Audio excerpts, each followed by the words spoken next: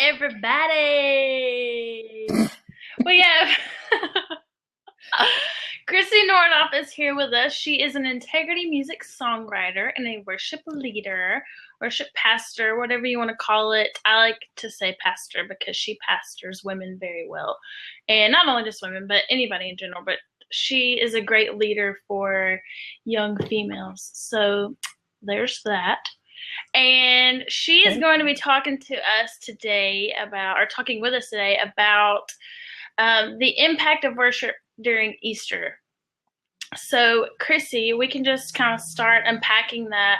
And I guess we can start by, what does worship look like for you during the Easter season? I really think the purpose of worship during Easter is almost twofold. It's basically, and honestly, songs can say so many things that almost you can't even say in a message. So I think, and in some ways, it's a different approach to getting truth in someone's heart, basically. Certain songs can go places that certain messages can't, and vice versa, which is pretty cool. But in general, I feel like that worship needs to share the story of the resurrection, because Easter is one of the most well-attended services just in general by believers and by people that maybe aren't, that just show up a few times a year. So sharing the story of the resurrection and of Jesus. And then also the other thing I feel like that's really important is to share and invite resurrection in individuals' lives. So kind of twofold is the way I see it. So both like announcing or declaring his resurrection, and then going another level and making that an individual choice. And I think our pastor says it really well. He says what God does best is resurrections. And I think that's most important to get across in a service and worship. Yeah. As far as songs go, obviously we want to talk about resurrection, but I think some of those songs can kind of lean towards like, not necessarily hymn-like songs, but the more ballad type songs.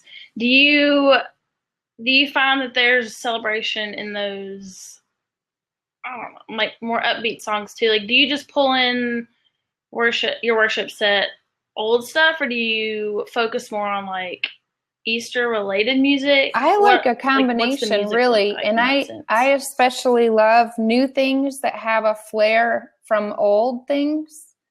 So maybe something that feels familiar about a hymn, or I'm trying to think of a good example. Well, obviously Amazing Grace with My Chains Are Gone is a beautiful example of that. But just where you take something that people know that they can latch onto, but at the same time you bring something fresh into it. I love that. Or even if it's a melody that feels familiar. So sometimes, those hymn-like melodies, they will feel familiar and they'll be real easy to catch on to. So I love incorporating that. And then I do love, the celebratory, upbeat stuff. And that would depend on your congregation and their normal style and all that as well. Cool. Well, Wisdom, do you have any comments or anything? You lead worship have you led worship during Easter time? I'm sure you have. Like, can you relate to some of those things? I on purpose take a break during the Easter month. You don't want the pressure of having to set up an Easter service? Yeah, I don't like to be leading worship for that season. It's just too much pressure, too much Easter candy. I like to go to do the Easter egg hunt, but I knew it. I think also Easter is like, from my experience at being sometimes a part of a church, not necessarily on staff, but like as a volunteer, there's a lot of emphasis on first time visitors, people in the community coming and being a part of it. So I've seen a lot of churches take that approach of being more sensitive to that and, catering, I guess, the service more to that. Like, have you had that experience?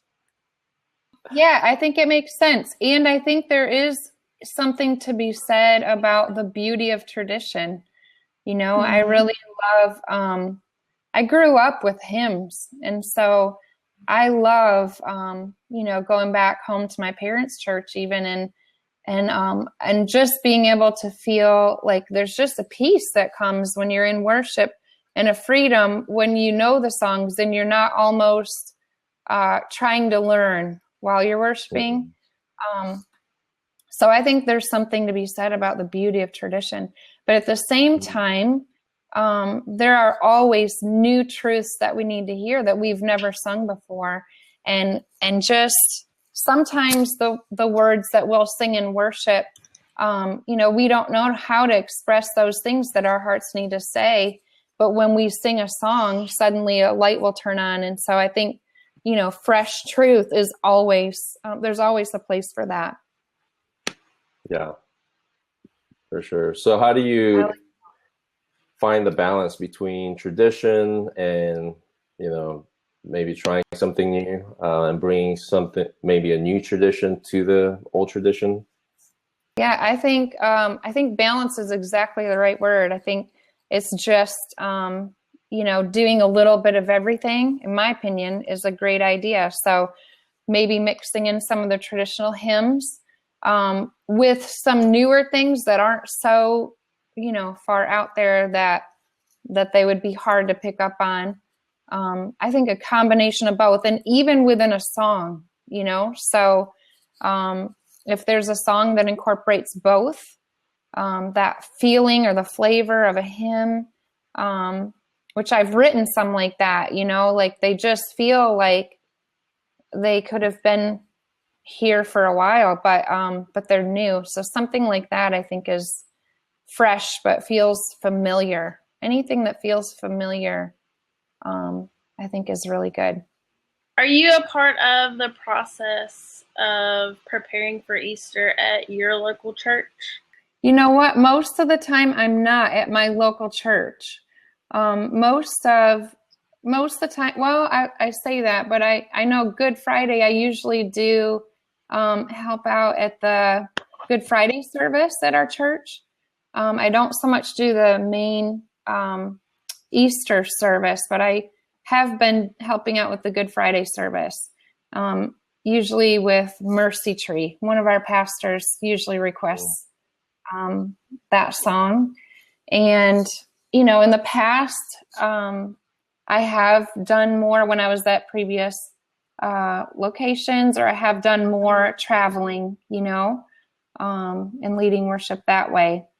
But where we are right now, our worship pastor at our church usually does most of the planning for that service and everything.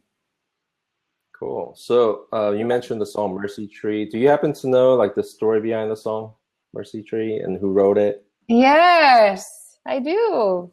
So I had a dream one night. I don't remember when it was. I wrote it down in one of my journals. But I had a dream about this tree, and it was a literal tree, like the hugest tree I've ever seen. And it was really just stretched out very far. And I was sitting underneath the tree, and I just felt like I had everything I needed. It was a real spiritual symbolism going on. And I woke up and I thought, and it was called the Mercy Tree in my dream. It was called Mercy Tree. And I woke up and I had written some things down during the night, and I knew it was a song. So I wrote a first draft, and it had the story about this tree in the garden and how I had everything I need and that kind of a thought. And then I sent it on to Michael Neal, who I write with quite a bit. And I emailed it to him and said, see if you hear anything in this. And he said, Krissy, I think the Mercy Tree is the cross. Like, I think that is the Mercy Tree. And so we went back and forth several times. We had several verses written, And again, it's that hymn-like feel. It's that feeling that that song could have been here for a while. It has a familiarity about it. And it tells the story. It walks through and tells the whole story of the resurrection. But yeah, it's a song that definitely has a place in my heart. And especially when I feel like the Lord, you know, gives it in a way I never could come up with by myself, like in a dream, you know. I think it just says there's something special about it. So that's so cool. When you're, obviously we know you're a songwriter and you wrote Mercy Tree. Do you sit down and you're like, okay, I'm going to write an Easter song today? Or does it just like it kind of came to you in a dream? Do you cater songwriting to holidays or themes or anything like that? Or does it just come out of the blue? Like specifically for Easter, do you write Easter songs or do they just happen? The ones that I've written have just happened. You know, once in a while we'll set up camps and write for something specific, and we're getting ready to do a Christmas writing camp pretty soon with Integrity coming up, where a lot of the songwriters just come together and write for a specific theme or purpose. But I don't know. I think most of the time I write just what's in my heart. And I even feel like the Lord's been telling me lately, like, when you walk into a writer's room, don't bring anything with you. Like, just for me, I feel like that's what he's telling me right now, because it puts me in a situation where I literally just have to listen to what he wants me to do right then.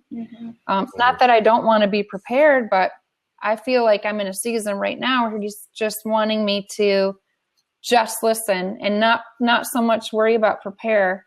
So yeah, I don't typically go according to theme and all that most of the time. That's interesting, because I feel like most people will say you need to go into a writer room with at least one idea and you know, give it or whatever. But I like that you can kind of be vulnerable in that sense and just go in there with nothing and then come out with a song that the Lord breathed on.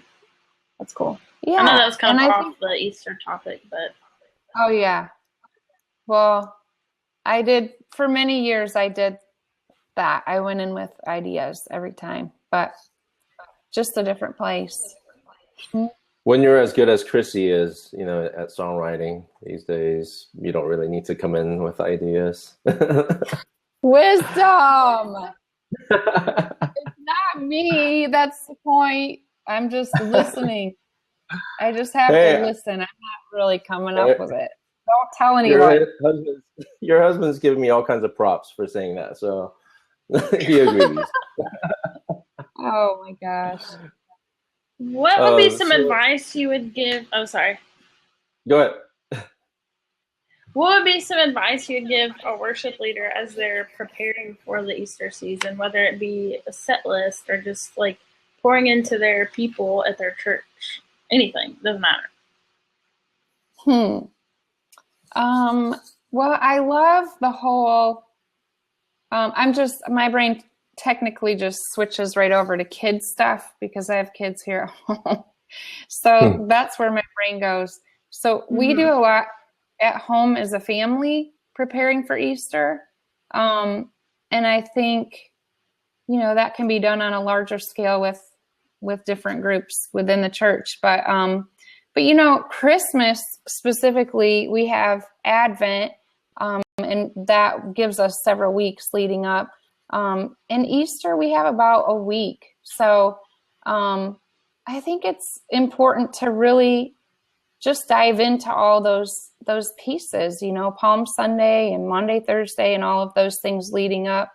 Make sure that, I think a lot of churches have lost the tradition of celebrating all the pieces and kind of just skip to the end. So I would just encourage you to make sure that you're giving the opportunity, at least to your congregation, to walk through all the steps leading up to Easter, just like we do Christmas, because I think it prepares your heart, prepares your mind. Also, I would say another great thing to do would be to literally spend time praying for visitors that are going to be coming in for Easter Sunday.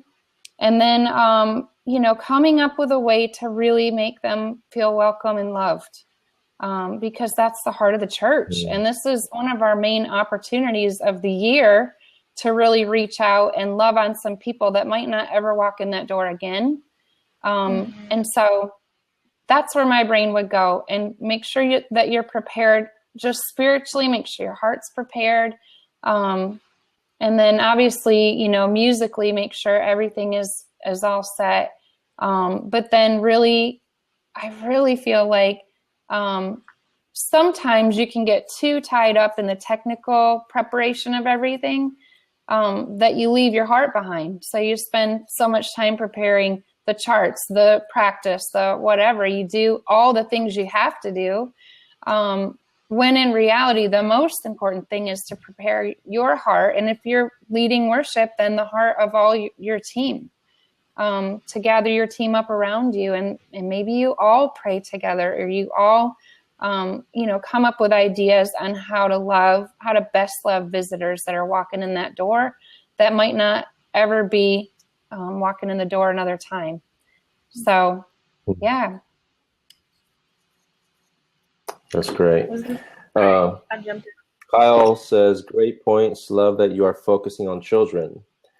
Lent can function similar to Advent. Prayer makes all the difference. That's good. Awesome. Oh, would love to know where you're at, like what church, what city, if you want to share that in the chat. Sure. Right Krissy, now? so, oh no, I meant Kyle, for him to share what church he's from. So like for yourself, do you have like certain traditions, whether it's like family or church, that are kind of like your favorite highlights? Yeah. Something that I've been doing with the kids for the last several years is, I don't know where I saw it online somewhere. I bought a huge terracotta pot, and we fill it with dirt. And then there's a small terracotta planter that you put kind of sideways in the pot. And I had the kids make 3 crosses out of sticks. And we just bound them with string, and we put 3 crosses in this little hill and some rocks and a huge rock in front of the terracotta pot. So basically it makes like a scene of the resurrection, and then you plant grass. And if you do it 2 weeks before Easter, then the grass is up by Easter.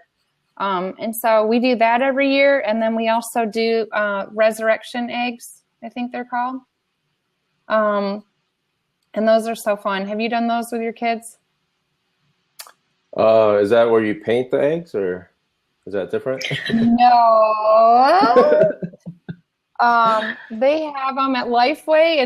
It looks like an egg carton, and each of the eggs, it's a part of the Easter story. So one has, the nails in it. One has a little donkey, and you open them kind of in order and let the kids take turns, and then you tell them the Easter story. So it's a great way to get the kids kind of, to turn their little hearts towards what's happening and the story.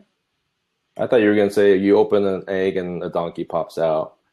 You open another one and like an angel pops out. No. Yeah, it's a jack-in-a-box. It's like a jack. Do you have any favorite Easter essential oils? Oh my goodness. Let me think. Let me go look at her essential oils over there. I'm looking at my oil rig over there. Probably the floral ones. Some of the floral ones. Jasmine, probably. It kind of smells like the Easter lily a little bit. Any of them make you feel resurrected? Yeah, in the morning. Wild orange. So I have a question that might be a little controversial, a little bit of a touchy subject maybe. But do you think there's a point where church can cross the line of like compromise or going too far with the Easter Bunny and some of the practices, quote unquote, like secular practices of Easter? Yeah, that's a great question. Well, we do Easter Bunny in our house, and we do Santa. We've always done it, but the way that we've approached it is basically, if our kids ask us, is the Easter Bunny real? When they first ask me that, I answer them back right away the truth. I say, it's not real, but it's a game that everybody likes to play. Do you guys want to keep playing the game? And they always want to play the game because they want the treats, but then you're telling them the truth at the same time, So that's kind of how we've approached it. And then we've said, don't tell any other kids. Don't tell any other kids. But, that hasn't always worked. So, but as far as that's how our family has approached it. As far as the church, eggs themselves are a symbol of resurrection. And so, they have life inside and life bursts forth. And so, traditionally it's been a symbol of resurrection. And so I think Easter egg hunts, and I don't really personally see anything wrong with that. I think, it's fun for the kids. Our kids have always had a great time doing all those type of events. But at the same time, if it's asked, is the Easter Bunny real? I think it's best to say the truth. Yeah. And Michael Farron is the worship pastor at your church, Gateway Franklin. Yes. So does he on Easter dress up as the Easter Bunny and lead worship? He was a donkey one year. No, I'm kidding. I'm kidding. Just 1 year? Yeah. No, I'm kidding. No, he hasn't done that. He is not. But I'm going to tell him you want him to this year. Yeah, please Periscope it too, so we can all see. Okay, I'm going to.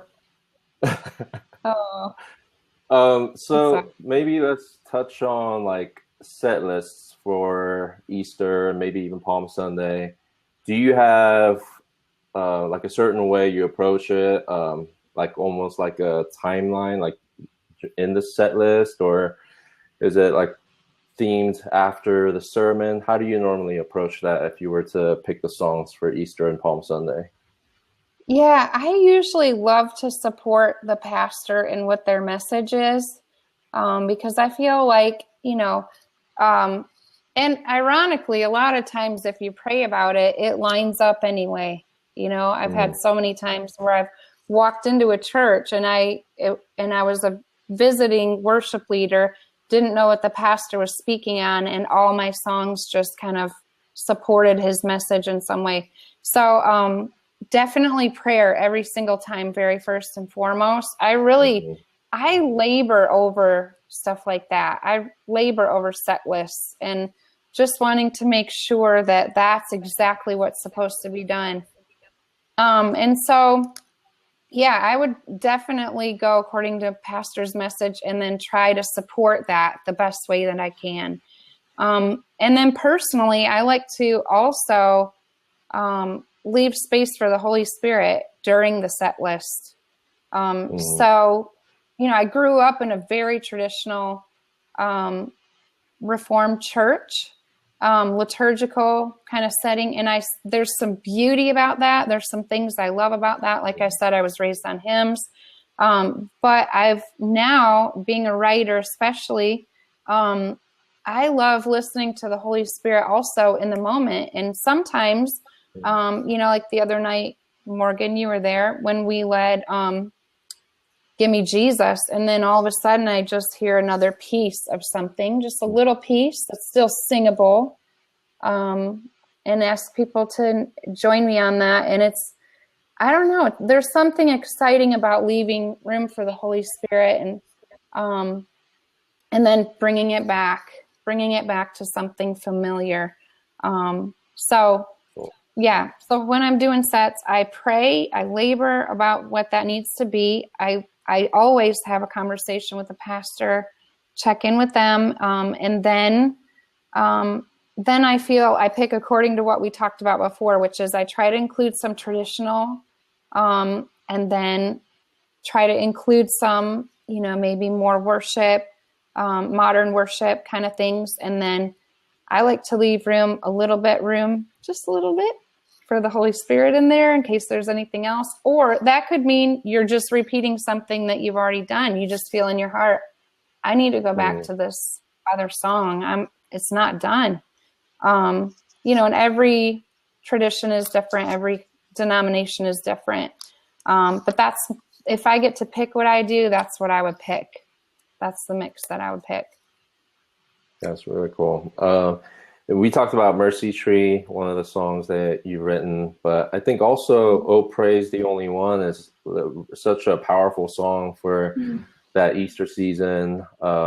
And you were one of the writers along with Michael Farron. So can you maybe briefly share about that song too? Sure. We were writing, and Michael was overseeing several co-writes during this time that we were writing. And he walked in the room and he goes, praise the only one who shines brighter than 10,000 suns. And he runs back out of the room, and we're like, oh my gosh, okay. So I just started writing some verses to basically that. There is no need for praise.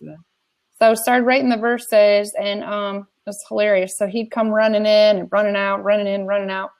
And we finished it up in the room with his wife, Elisa, which was actually hilarious. So I'd say a line, and he likes to think, so he was pretty quiet. And she goes, Michael, that was a good line. Did you hear that? Michael! So it was hilarious. I told her she used to come to all my co-writes from now on.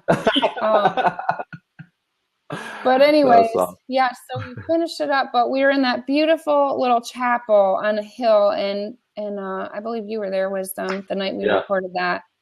And just the Holy Spirit was just there. I mean, we just didn't want to leave that chapel. We just really sensed his presence. And when we walked outside, the stars, it was so beautiful. It just looked like the stars were going up in a shape of worship up towards heaven. And so I love that song. I think that would be great at Easter. I've heard people doing Your Great Name at Easter too. I mean, chorus wise, worthy is the Lamb that was slain for us, Son of God, man, you're high and lifted up. Yeah, so that has something, I think that could be used as well. And that one, it also brings in that personal resurrection thing I was talking about. So it proclaims, Jesus and the resurrection, but it also it takes it to a personal place too, without using any pronouns really. Yeah. And then Back to Life. I was thinking about that one this morning. Yeah. So. Great. Yeah. And the good thing about it is that you can find all these chord charts on your worship, and you can use them on Easter. So that's right. 4 songs. Basically your set list right there. There you go. There's a for you. Yeah, and Back to Life. Yeah, that one's definitely. You guys just released that last week, was it? Yeah. So that was the free song last week, and then this week is "Oh Praise the Only One." So you can actually get the MP3 and chord chart this week for that song, and it's actually like a modern hymn. So I think it would work great in both the traditional setting and more of a contemporary setting as well. Definitely. So, yeah. Morgan, do you have anything else you wanted to ask before we close? I don't know. I don't want to ask anything too hard. I might save my hard questions for another day. Any more essential oil questions? Krissy doesn't like it when I give her hard things to do, like rapid fire questions. I know I panicked last time I had rapid fires, didn't I, Morgan? Yeah. You can give me one hard one. Go ahead. Give me one hard one. I'll take it. Let's see. Which one do we want to pick from? I don't know. Well, it's okay. This might be a hard question. I don't know, but Okay. how can people connect with you online? Oh, this is a tough one. I need my husband to answer She's this. not going to remember her Twitter handles and her Instagram. I She's going to have to add Morgan Eric. knows. Morgan knows because I always have her look it up for me.